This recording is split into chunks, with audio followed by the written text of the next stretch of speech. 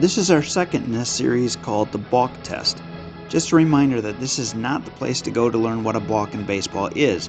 If you are new to the balk rule, we recommend this video here. We will be looking at several balks, and your job is to see the balk before it's explained. Also in this video, the balks are not grouped together with other similar balks. Any balk can happen at any time. I did, however, start off with a very simple one here.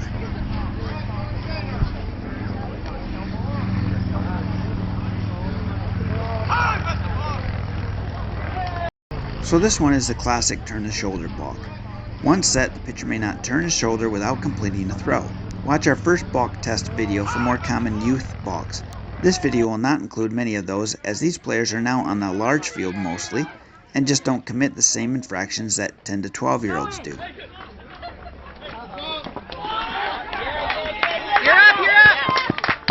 This next one is a first and third situation, and teams will commonly steal second as soon as the pitcher comes set in hopes of enticing a balk or getting into a rundown, allowing the runner on third to score. So we have a pitcher whose front foot starts the pitch only to stop. This is how pitchers get caught. Here we see a pitcher doing it correctly. Had this pitcher just stepped and thrown to third without stepping off the back of the rubber, it would have not been a balk, as he was making a play on a runner. Learning to step off is preferable because it protects the pitcher no matter what. Because had this runner only faked to go to third and not actually gone, then throwing to third without stepping off is a balk because it's throwing to an unoccupied base. It gets complicated, so we just teach pitchers on these early steals to step back, then make a throw.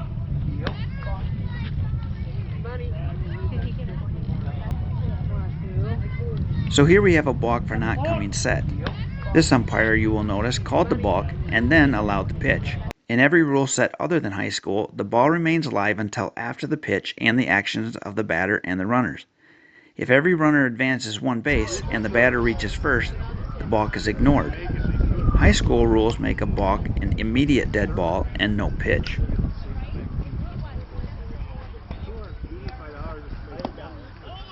This one is simple. It's a double set balk. The umpire did not call it when he should have.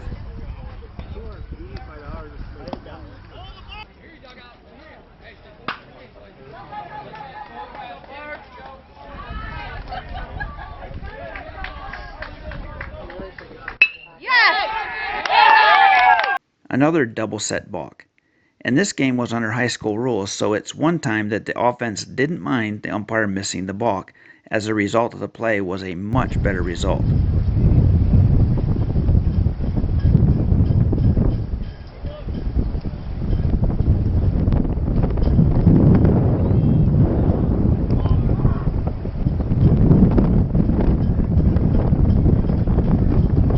So first and third again, and the same balk. This is so common that most umpires are looking for this balk on first and third. Pitchers need to be ready for this and learn how to step off without balking. It can be a free out if you get it right.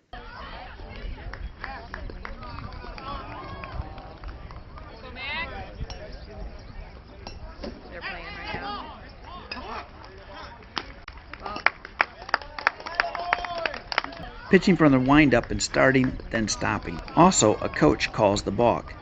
The umpire will have some words with that coach. Coaches should not call balks before the umpire. If after the fact it's not called, then you can voice your objections. Calling it before the umpire only makes the other team think the umpire called it because of you. It creates a lot of game management problems, and you'll get tossed if you keep doing it.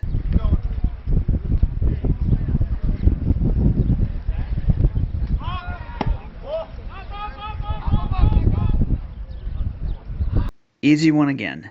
No stop clearly. And this game is under high school rules, so it's no pitch, no ball or strike.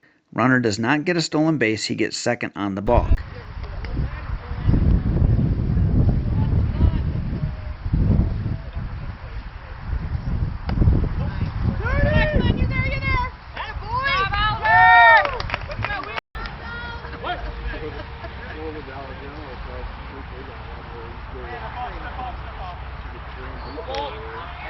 An example of someone telling a pitcher to step off and it causes him to balk. If this is an obvious attempt by a spectator of the opposing team or an opposing team coach or player trying to entice a balk, then we may have ejections or warnings, as the offense may not intentionally say something to cause a balk.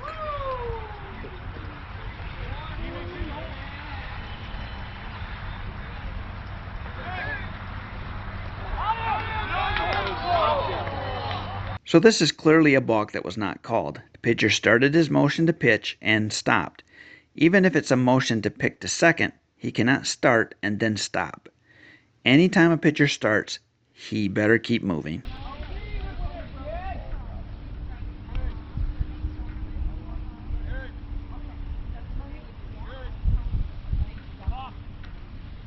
Another balk caused by the defense telling the pitcher to step off. Trust your catcher and pitcher in these situations. A catcher telling a pitcher to step off doesn't cause a balk nearly as often as a coach.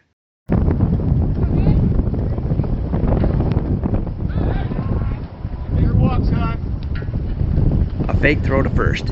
And very, very odd that this was missed by literally everyone at that game, but it does happen. Here are a series of 3 balk calls called for the same infraction, something that up until now has happened over and over again, but has never been called. It is a balk. It's right in the balk rules specifically. But at the youth level, we let some things slide as they are not fooling a runner in any way. As you move up, these get called. Can you spot what is causing the balk?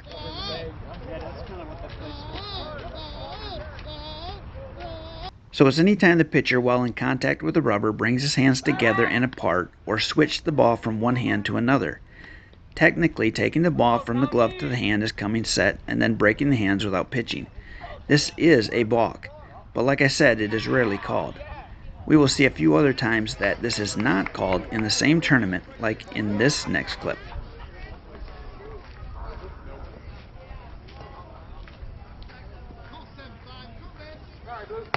So here, not only did they not call the balk on the ball switching hands after being on the rubber, they also didn't call the failure to come to a stop. This next one is a completely BS call. It's called at the Major League Baseball level, but I have never seen it called at the high school or below ever. What the umpire calls is that the pitcher started to go from getting a sign to the set position and stopped. The next day at the same tournament, and this is a balk in Major League Baseball, but of course we don't call this at 14U. We have to keep in mind that the overarching idea of the balk rule is the pitcher attempting to fool the runner. Quote, umpires should bear in mind that the purpose of the balk rule is to prevent the pitcher from intentionally deceiving the runner. Therefore, we judge things differently at 10U, 14U, and Major League Baseball.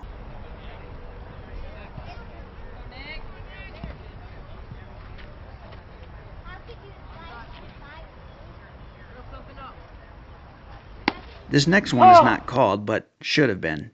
It's a double set.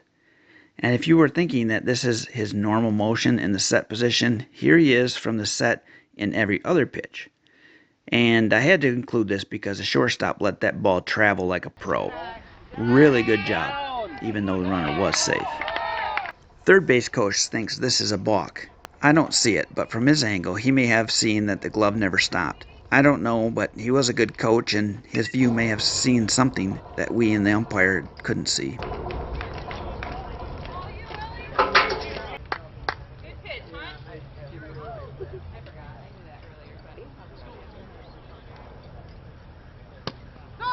Nice job, Hunter. Good job, Joe. Good job, Joey. Come on, 2 strikes. Is that what you were worried about over there? So I showed 2 pitches in a row because I didn't see the balk here. Did he really not come set? In my judgment, he did. The rule says a discernible stop, and I discerned a stop, but I guess the umpire did not.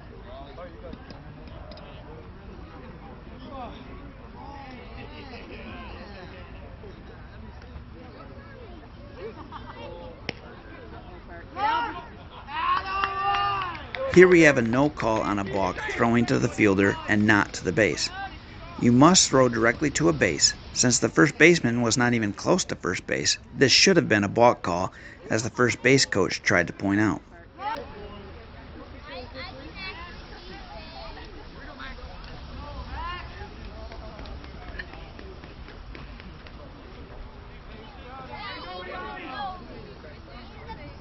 Here's another balk in the same game not called. The pitcher starts, then stops, then pitches.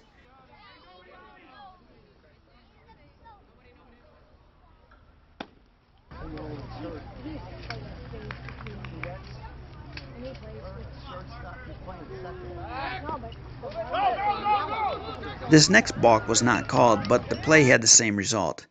The pitcher needs to step directly toward the base and then throw. He did not do that. The question might be if the pitcher stepped off the back of the rubber first, but in stepping off, he needs to go directly back of the rubber.